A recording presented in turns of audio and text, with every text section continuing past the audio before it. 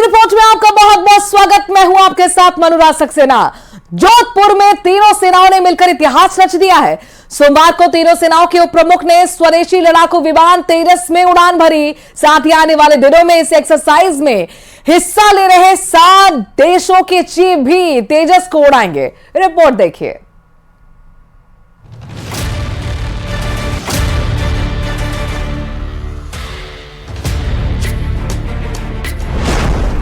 जोधपुर में वायुसेना का जलवा।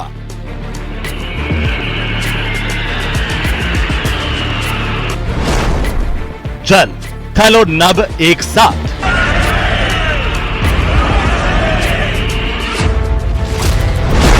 तीनों वाइस चीफ ने भरी उड़ान।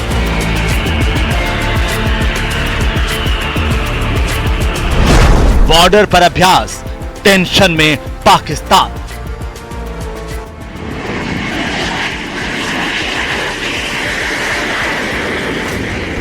जोधपुर में तीनों सेनाओं ने इतिहास रच दिया है। यहां पहली बार जल, थल और नभ सेना के वाइस चीफ ने तेजस में उड़ान भरी है। जोधपुर एयरबेस पर चल रहे तरंग युद्धाभ्यास पार्ट 2 में सोमवार को तीनों सेनाओं के उप प्रमुखों ने स्वदेशी लड़ाकू विमान तेजस में उड़ान भरी।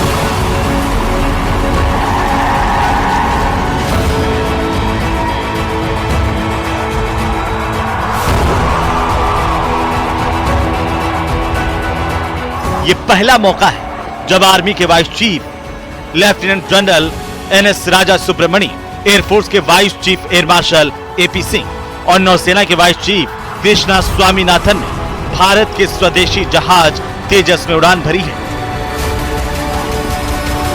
आपको बता दें कि तरंग शक्ति युद्धाभ्यास 14 सितंबर तक चलने वाला है, जिसमें 12 सितंबर को 8 देशों के एयरफोर्स चीफ तेजस उड़ाएंगे।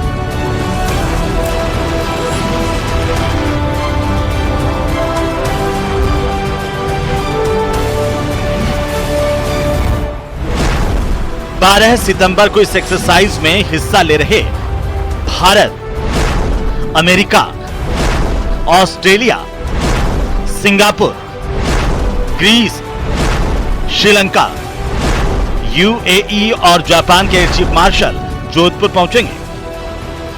इस दौरान सभी एयरफोर्स चीफ तेजस और सुखोई में उड़ान भरेंगे। इससे पहले 7 सितंबर को तरंग शक्ति अभ्यास में ओपन डे शो हुआ। इस दौरान आसमान में भारतीय लड़ाकू विमान सुखोई 30, तेजस और हेलीकॉप्टर प्रचंड ने करतब दिखाए।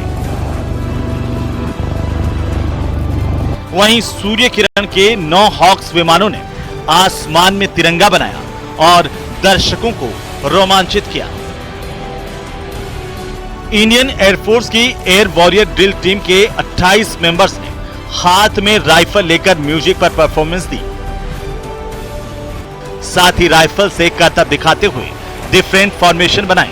पश्चिमी राजस्थान के महत्वपूर्ण एयरबेस के रूप में शुमार जोधपुर वायु सेवा स्टेशन पर पहली बार बहुराष्ट्रीय युद्धाभ्यास तरंग शक्ति का दूसरा फेज आयोजित हो रहा है, जिसमें भारत के अलावा अन्य 7 देशों के वायु सैनिक हिस्सा ले रहे हैं। इस युद्धाभ्यास के तहत America, Australia, Japan, Singapore, Greece, UAE देश हिस्सा ले रहे हैं, जिनके साथ भारतीय वायुसेना तकनीक के साथ साथ अन्य गतिविधियां भी संचालित कर रही हैं। ऐसे में स्वदेशी हथियारों की नुमाइश करने के साथ साथ तीनों वाइस चीफ का तेजस में उड़ान भरना सेना के विश्वास और भरोसे को प्रदर्शित करता है। न्यूज़ 18 राजस्थान के लिए जोधपुर से चंद्रशेखर की रिपोर्ट।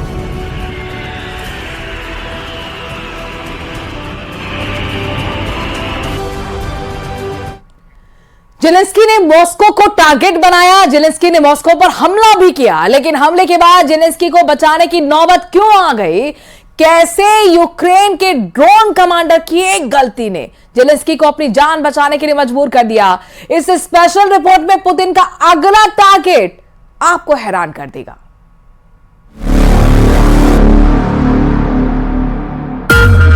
जब पुतिन सो रहे थे तब मॉस्को में ये हुआ। इस धमाके पर जेलेंस्की के नए ऑर्डर की छाप लगी हुई है। इस धमाके में पुतिन को फिर से बेइज्जत करने वाला इरादा नजर आ रहा है।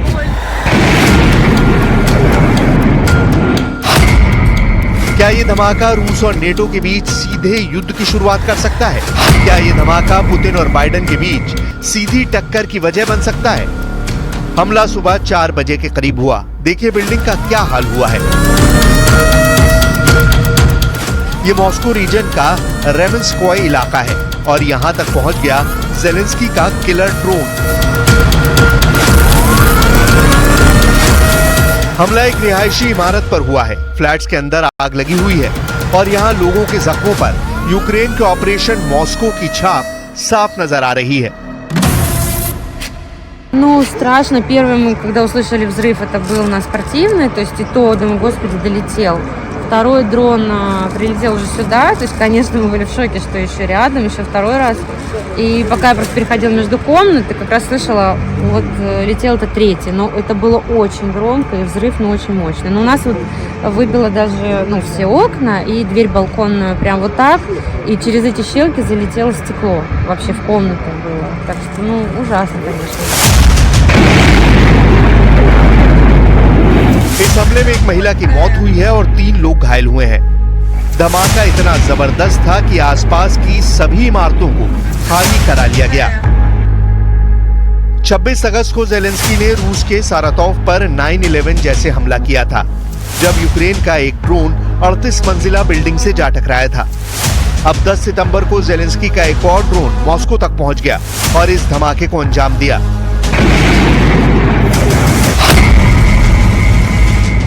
कीव से मॉस्को की दूरी करीब 800 किलोमीटर है, यानी साफ है कि ज़ेलेंस्की के ड्रोन ने 800 किलोमीटर की उड़ान भरकर पुतिन की राजधानी पर हमला किया है। यह ऐसा फासला है जिसके लिए ज़ेलेंस्की के पास लॉन्ग रेंज ड्रोन है। मॉस्को में रिहायशी इमारत में धमाके की दहशत सुबह भी देखी जा सकती है। बिल्डिंग का हाल देखिए और ज़ेलेंस्की के ड्रोन की पावर को समझिए। इस वीडियो में आप बिल्डिंग को हुए नुकसान को समझ सकते हैं। ऊपर से नीचे तक देखेंगे तो पता चलेगा कि 7वें फ्लोर से टॉप फ्लोर तक धमाके का बड़ा असर पड़ा है। इस 17 मंजिला इमारत के ऊपर के 10 फ्लोर पर जबरदस्त नुकसान पहुंचा है। ऊपर से 10 फ्लोर देखिए, यहाँ यह आधी बिल्डिंग ड्रोन से तबाह हो चुकी है।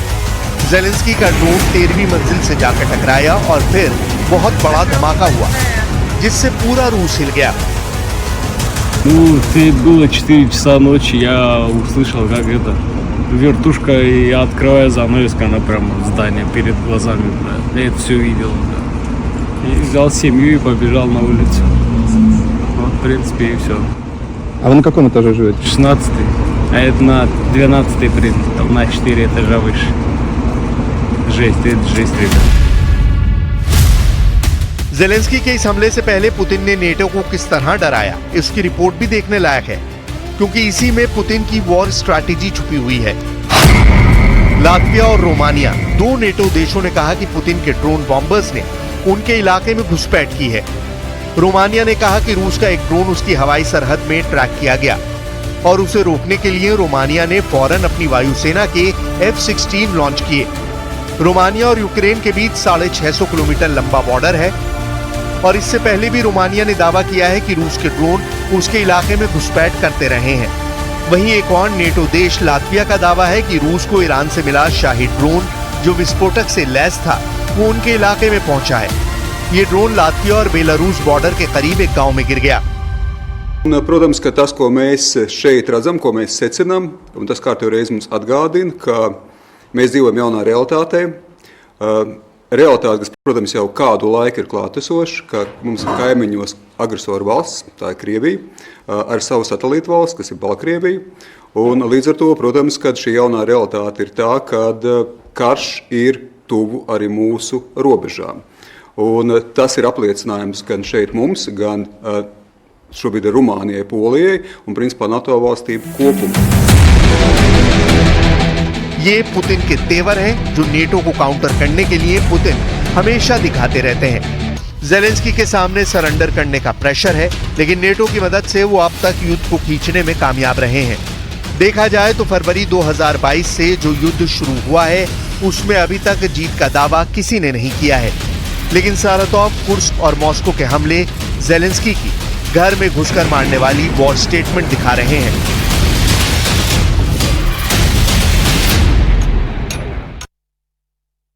वहीं नेतन्याहू बंधक संकट नहीं सुलझा पाने के कारण घर में ही घिरते दिख रहे हैं, लेकिन नेतन्याहू की फोर्स गाजा में ताबड़तोड़ हमले कर रही है।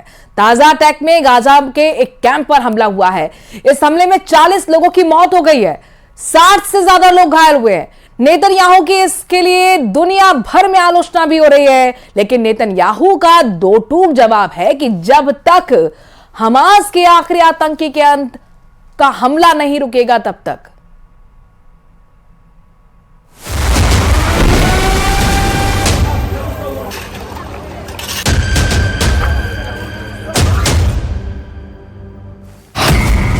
तस्वीर नंबर 1 गाजा के खान यूनुस के अलमवासी में तबाही की ये सबसे ताजा तस्वीर है। मिसाइल जहां गिरी है वहां बड़ा सा गड्ढा बन गया है। ये 30 फीट गहरा गड्ढा है।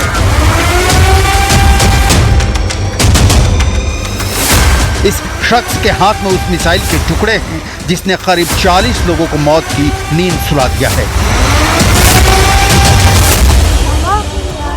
قالوا لنا نزحوا على مواسخ خانونس ونزحنا زي الناس اللي نزحت، صدقنا كلامهم وجينا على خانونس وشلنا اغراضنا وشلنا عزالنا زي ما انت شايف، وامنين نايمين امنين احنا واطفالنا.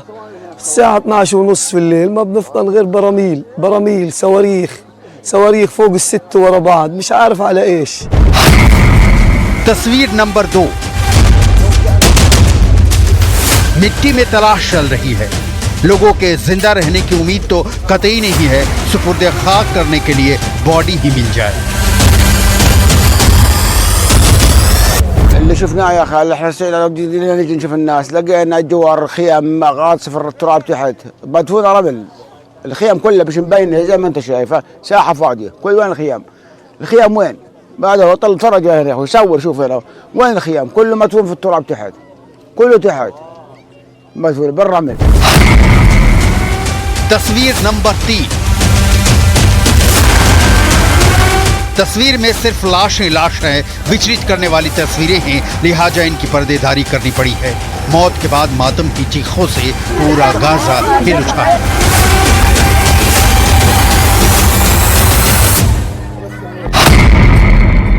तस्वीर नंबर 4 मलबे का ढेर देखकर आप अंदाजा लगा सकते हैं कि खान यूनुस में बर्बादी की सीमा क्या है। आदमी के द्वारा आदमी के मारे जाने की इंतहा क्या है। ये सिर्फ 3-4 तस्वीरें हैं। 11 महीनों की जंग में ऐसी सैकड़ों हजारों नहीं लाखों तस्वीरें आ चुकी हैं।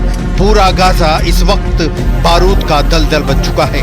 चारों पहर मौत का साया मटा रहा है। कब कहां से मौत दस्तक दे दे लोग सहमे हुए हैं। والله يا اخوي احنا نايمين، يعني الدنيا اول الليل واحنا نايمين اتفاجئنا الا بصوت ضربه قويه، يعني حوالي 5 أو 6 ضربات ورا بعض. فطلعنا بسرعه من هول المنظر والهذا طلعنا ما قدرتش اطلع من الخوف من داري، فكرت انا داري اللي هالت يعني، وقاعد بلملم في اولادي فما قدرتش. اتفاجئنا اجينا لقينا النار مولعه في المنطقه هنا جنبنا، فاجينا بسرعه ننقذ الناس ونشوف، والشباب والكل اجوا للمكان.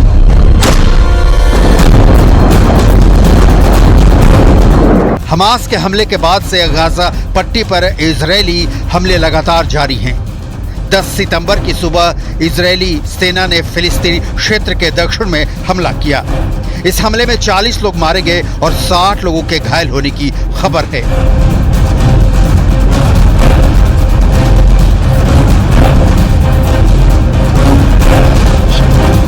इजरायली सेना ने अलमवासी इलाके में एक टेंट कैंप में 4 मिसाइलें दागी। ये हमला गाजा के खान यूनुस शहर के अलमवासी इलाके में किया गया है। गाजा के खान यूनुस शहर में जिस जगह को निशाना बनाया गया, ये वही इलाका है जिसको इजरायली सेना ने युद्ध शुरू होने पर सुरक्षित इलाका बताया था, जिसके बाद हजारों फिलिस्तीनियों ने यहाँ शरण ली थी। लेकिन अब यहाँ के हालात कुछ और ही हैं। हमले से 20 टेंटों में आग लग गई। हमले के बाद अब इजरायली सेना का बयान भी सामने आया है। खान यूनुस में हमास के कमांड सेंटर को निशाना बनाया था।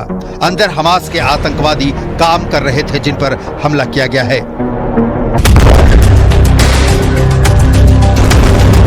गाजा में युद्ध विराम की कोशिशें बेहद मुश्किल भरी और ज्यादातर नाकाम साबित होती आ रही हैं। नेतन्याहू रुक नहीं रहे और हमास रुकने वाला नहीं दिख रहा। नतीजा है कि गाजा खून से रंग गया है, लाशें बिछ रही हैं और दुनिया के बड़े बड़े मानवाधिकार संगठन रुको नेतन्याहू की पुकार लगा रहे हैं, जिसका असर नीलबट्टा सन्नाटा है।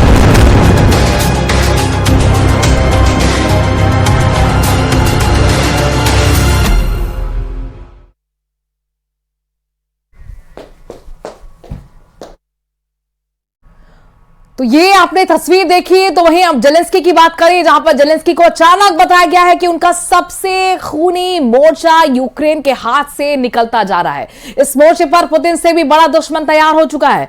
जेलेंस्की के लिए डराने वाली बात है कि दुश्मन को मारने से पहले वो 10 बार सोचेंगे।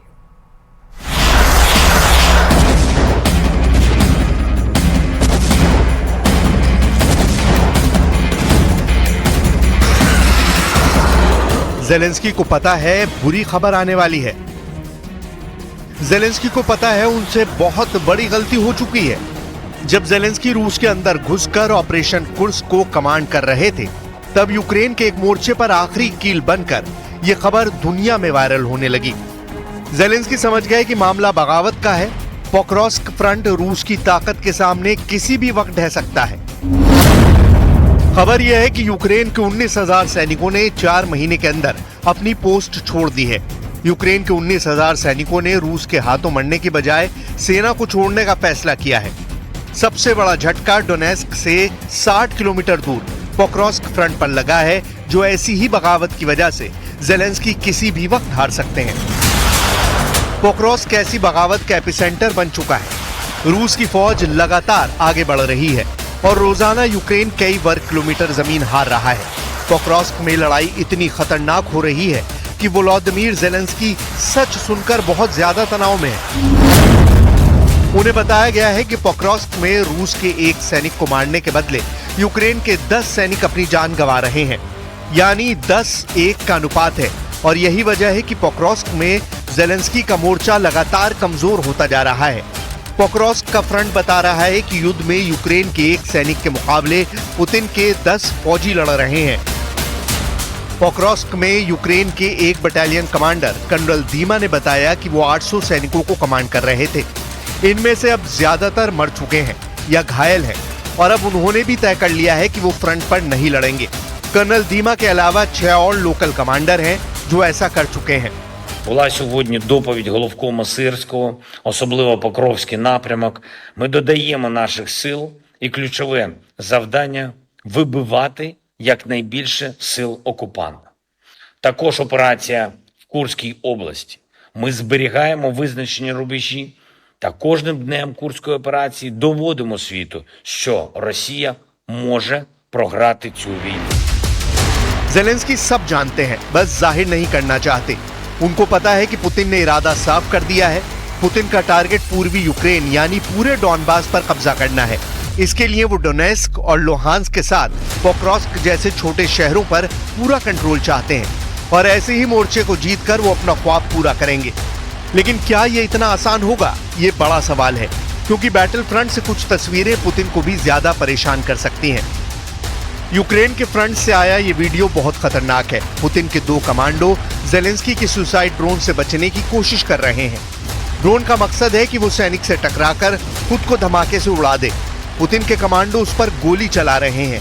दोनों सैनिक उस पर अपनी कलाश्निकोव राइफल से गोली चला रहे हैं, लेकिन ड्रोन लगातार मंडरा रहा है, जैसे युद्ध में कबड्डी का खेल खेला जा रहा हो।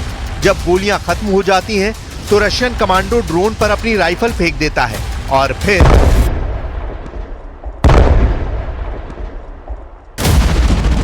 रूस के सैनिकों की हिम्मत देखने वाली है। और यह भी वजह है कि पोक्रोव्स्क को जीतने के उनके जज्बे के आगे यूक्रेन कमजोर साबित हो रहा है। ऐसा ही एक और वीडियो रूस के सैनिकों की हिम्मत भी दिखाता है और बदकिस्मती भी साबित करता है। इस वीडियो में रूस का एक जख्मी सैनिक जान बचाने के लिए भाग रहा है और उसके पीछे पड़ा है ज़ेलेंस्की का उड़ता यमराज। जी हाँ, FPV ड्रोन। इसमें लगा है बम और उसका टारगेट है रूस का ये जख्मी फौजी। ड्रोन उससे टकराना चाहता है और फिर फटकर उसकी जान लेना चाहता है। सैनिक भागता रहता है, ड्रोन उसका पीछा नहीं छोड़ता और फिर ऐसा होता है कि रूस का सैनिक उस ड्रोन को हवा में ही कैच कर लेता है। वो हैरान रह जाता है कि ड्रोन नहीं फटता। वो ड्रोन को लेकर भागता रहता है, किसी तरह अपने इलाके में पहुंचने की कोशिश करता है। वो थक जाता है और लड़खड़ाने लगता है। तभी ड्रोन उसके हाथ में रहते हुए जमीन से टकरा जाता है। अंदाजा लगाया जा सकता है कि युद्ध में एक सैनिक के सामने कैसे मौत मंडराती रहती है और उसे तड़पा तड़पा कर मार डालती है। यही युद्ध का अंतिम सत्य है, चाहे वो यूक्रेन हो या फिर गाजा या फिर कोई और वॉर जोन। पोक्रोव्स्क से आने वाली खबरें बता रही हैं कि पुतिन का वॉर मीटर एक्टिव हो गया है। इस वॉर मीटर की सुई इतनी एक्टिव हो गई है कि पुतिन को भरोसा हो गया है कि कुर्स्क से वो ज़ेलेंस्की की फौज को खदेड़कर बाहर नहीं करेंगे, बल्कि रूस की सेना के हाथों उनको मौत के घाट उतार दिया जाएगा। ज़ेलेंस्की रूस के कुर्स्क के बदले डोनेस्क और लुहांस्क को आजाद कराना चाहते हैं, लेकिन उनकी उम्मीदों पर पानी फेरने का प्लान पुतिन ने बना लिया है।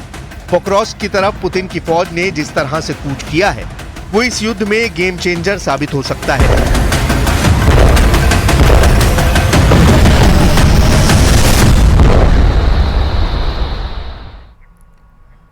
वहीं उत्तर प्रदेश के बहराइच में वन विभाग की टीम ने अब तक 5 भेड़ियों को पकड़ लिया है। एक भेड़िए की तलाश अभी भी चल रही है।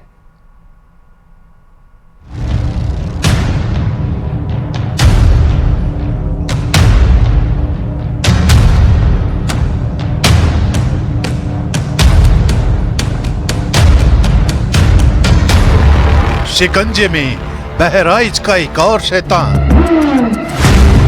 1 लाख से ज्यादा लोग इस भेड़िए की वजह से दहशत में थे और आखिरकार ये भेड़िया पकड़ लिया गया है।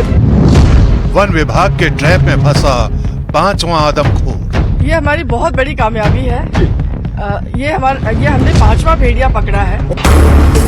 लोगों की मदद से पकड़ा गया 5वां भेड़िया।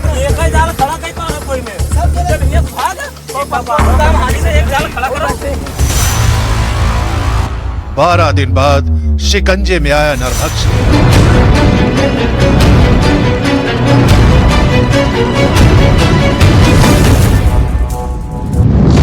अब छठे भेड़िए की तलाश में वन विभाग। बहराइच में दहशत का सबब बन चुके गैंग्स ऑफ भेड़िया का एक और शैतान वन विभाग के शिकंजे में आ गया।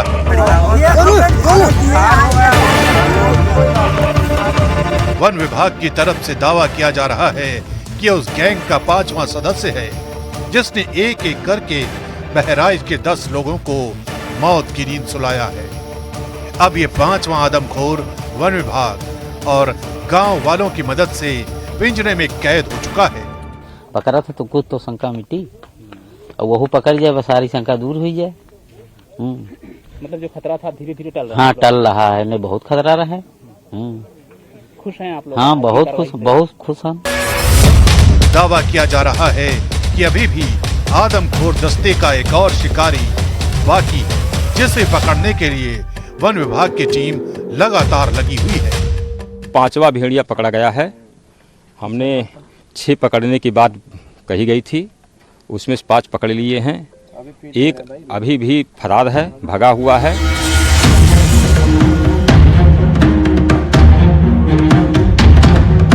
बीते 2 महीने से बहराइच में इन भेड़ियों की वजह से ऐसी दहशत है कि लोगों का घरों से निकलना दूभर हो चुका है। इन्हीं खूंखार भेड़ियों की वजह से बहराइच के कई परिवारों में मातम पसर गया। पूरे सिस्टम के लिए चुनौती बन चुके इन्हीं आदमखोरों को शिकंजे में कसने के लिए वन विभाग और गांव वालों ने जगह जगह ट्रैप लगा रखे हैं, लेकिन शातिर भेड़िए बार बार चकमा देकर शिकार को अंजाम देते रहे। लेकिन 28 अगस्त के बाद इसी के साथ स्पेशल रिपोर्ट में आज के लिए इतना ही। आगे देखिए महारो राजस्थान।